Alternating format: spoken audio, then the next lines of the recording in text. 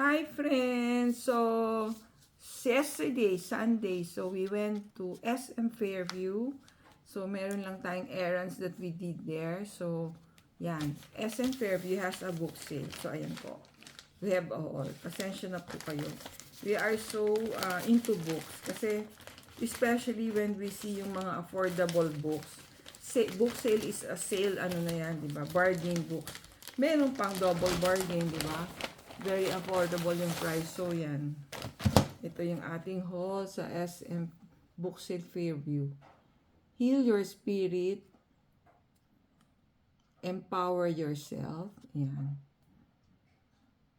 So, ito medyo 135 pesos siya. Then, The Journey of Desire. So, Searching for the Life You've Always Dreamed of ni John Eldredge. Yung marami tayong book ni John Eldredge.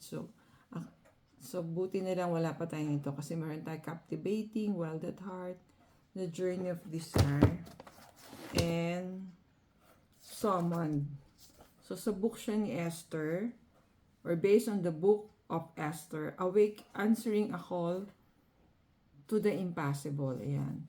It's a Bible study series, but yun, sana makatulong sa ating spiritual journey in understanding God's words, no? So that we can also share with you kung ano man yung natututunan natin with our book sale haul. Stay safe, everyone. God bless you all. Thank you for watching. See you in our next video.